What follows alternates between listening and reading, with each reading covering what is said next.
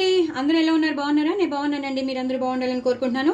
First అయితే నేను pan పెట్టేసుకుని జీలకర్ర వేసుకున్నాను. ఏం చేసినాను అంటున్నారా? ఇవాళ కాలీఫ్లవర్ ఫ్రై చేస్తున్నాను. అదేం లేదండి, బజ్జీలు వేసాను. ఆ బజ్జీల నూనెలోనే నేను ఇది వేసేసినాను. సో ఫస్ట్ అయితే జీలకర్ర వేసేసుకోవాలండి. వేసేసుకుని చక్కగా పచ్చిమిరపకాయలు వేసుకోవాలి. పచ్చిమిరపకాయలు వేసుకోవాలండి. పేలుతున్నాయి, నా మీద పేలుతున్నాయండి. అలాగే ఇవి కొంచెం వేగాలండి. ఇంకా వెల్లుల్లిపాయలు అలాంటివి ఏం వేయక్కర్లేదు, ఎందుకంటే మనం అల్లం వెల్లుల్లి పేస్ట్ వేస్తాం కాబట్టి అవేం వేయక్కర్లేదండి. వెంటనే మనం ఉల్లిపాయలు వేసేసుకోవాలి. కాలీఫ్లవర్ ఫ్రై చాలా చాలా బాగుంటుంది. సో ఇవన్నీ వేసేసుకుని వేయించేసుకోవాలండి. ఒక్కసారి వేగాలి, ఇవి వేగితేనే బాగుంటుంది. ఇవి వేగాక మీకు మళ్ళీ చూపిస్తాను. సో ఉల్లిపాయలు వేగిపోయండి. పసుపు వేసుకోవాలి. పసుపు వేసుకుని అలాగే అల్లం వెల్లుల్లి పేస్ట్, నేను ఇంట్లో చేసిన అల్లం వెల్లుల్లి పేస్ట్ అండి. చాలా కొంచెం వేసుకోవాలి, చాలా పంజెంట్ ఉంటుంది, అందుకే నేను తీసేసాను చేత్తో. చాలా పంజెంట్ ఉంటుందండి. దీన్ని చక్కగా ఇలా కలిపేసుకోవాలి. మొత్తం అంతా ఆ పచ్చివాసన పోయే వరకు మనం ఈ ఉల్లిపాయల్లో అల్లం వెల్లుల్లి పేస్ట్ బాగా వేయించేసుకోవాలి. పచ్చిమిరపకాయలు బాగా వేగాయి, అలాగే ఉల్లిపాయలు కూడా బాగా వేగాయి. ఇప్పుడు మనం వేసిన అల్లం వెల్లుల్లి పేస్ట్ కూడా బాగా వేగిపోవాలి, అసలు పచ్చివాసన ఉండకూడదు అన్నమాట. సో ఈ టైంలోనే కొంచెం కరివేపాకు వేసేసుకోవాలి. ఇప్పుడు మనం ఇలా పువ్వులా పెద్ద పెద్ద పువ్వుల్లాగా మనం చేసి పెట్టుకున్న కాలీఫ్లవర్ని వేసేసుకోవాలి. నేను బాగా ఫ్రెష్గా ఉన్న కాలీఫ్లవర్ తీసుకున్నానండి. కడిగేసుకుని అన్నీ చూసుకుని చక్కగా ఇలా చేసుకున్నాను. ఇవి ఫ్రై అవ్వడానికి మాత్రం టైం పడుతుందండి, కొంచెం టైం అయితే పడుతుంది. ఇవి మొత్తం కింద నుంచి పైకి, పైనుంచి కిందకి ఇలా కలిపేసుకోవాలి. మూత మాత్రం పెట్టకూడదు, జస్ట్ అలాగే ఫ్రై అవుతూ ఉండాలి. ఇది ఒక 2-3 విడతలు పడుతుందండి. 2-3 విడతల తర్వాత ఇది బాగా దగ్గరికి వచ్చేస్తుంది.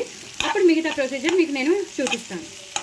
చూసారు కదండి, బాగా ఫ్రై అయిపోయి మనం ఎలాంటి వాటర్ ఏం వేయక్కర్లేదు, చక్కగా నూనెలో మాత్రం వేయించాలి. కొంచెం నూనె పడుతుంది. బాగా ఫ్రై అయిపోయి ఆనియన్స్ కానీ అలాగే కాలీఫ్లవర్ కానీ మంచిగా ఫ్రై అయిపోయి ఇప్పుడు కొంచెం శనగపిండి వేసుకోవాలండి. శనగపిండి ఎందుకు అంటే మనకి కొంచెం పాష్ రిచ్గా కొంచెం మంచూరియన్ టైప్ లేదా పకోడీ టైప్ లాగా కావాలి అంటే మనం శనగపిండి వేసుకోవచ్చు. నేను మైదా వేయనండి, లేదా కార్న్ఫ్లోర్ కూడా వేసుకోవచ్చు. కార్న్ఫ్లోర్ ఉంటే కార్న్ఫ్లోర్ వేసుకోండి. నా దగ్గర కార్న్ఫ్లోర్ లేదు కాబట్టి నేను శనగపిండి వేస్తున్నాను. నేను ఇంకొక స్పూన్ వేస్తానండి, సో దట్ అది బాగా వేగాక అవి ముక్కలకి పట్టి చాలా బాగుంటుంది అన్నమాట. చాలండి. అలాగే ఇప్పుడు సాంబార్ పౌడర్ అయినా అనుకోవచ్చు, లేదా జీలకర్ర, ధనియాలు, మిరియాలు అవన్నీ చేస్తాం కదా మనం, నువ్వులు వేసి ఆ పౌడర్.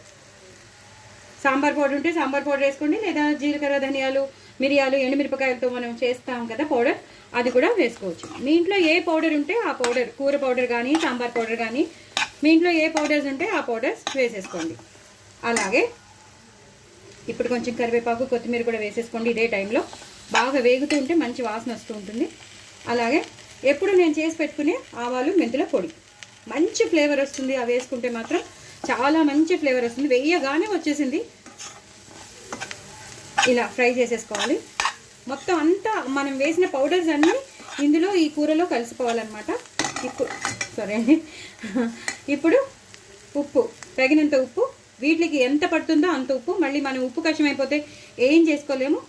మీకు రుచికి తగినంత మీరు ఎంత వేసుకోవాలో అంత వేసేసుకుని ఫుల్గా ఇలా కలిపేసుకోవాలి.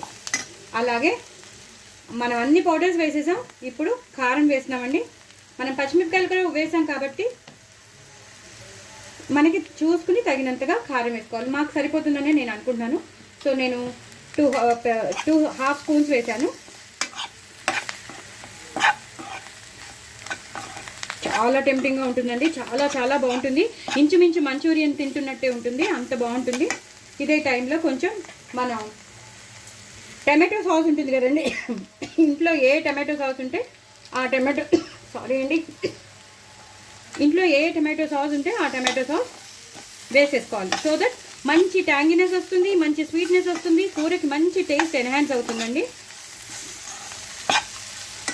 కొంచెం నేను నూనె వేసుకుంటానండి, డ్రై అయిపోయింది కదా, కొంచెం వేసేసుకుంటే బాగుంటుంది. చూసారు కదా ఇప్పుడు ఎంత ఇంప్రెసివ్గా ఉందో కూర. ఇదే లాస్ట్, ఇంకా లాస్ట్లో మనం కొంచెం గరం మసాలా టచ్ ఇవ్వండి, అసలు అవ్వదు కదా. కొంచెం ఎంత కావాలో అంత, మీరు ఎంత తినగలుగుతారో అంత వేసుకుని ఇలా కలిపేసుకోవాలి.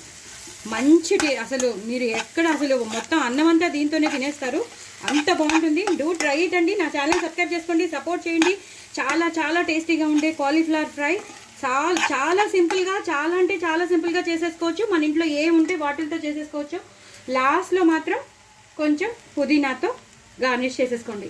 అంతేనండి, కాలీఫ్లవర్ ఫ్రై అయిపోయింది. చూడండి ఎంత టెంప్టింగ్గా ఉందో. చక్కగా అన్నంలో తింటే మాత్రం అదిరిపోతుంది. వేరే ఏది ఇంకా మీరు తినలేరు, దీంతోనే మీ కడుపు నిండిపోతుంది. డూ ట్రై ఇట్ అండి. నా ఛానల్ సబ్స్క్రైబ్ చేసుకోవడం మాత్రం మర్చిపోద్దే. బాయ్ అండి.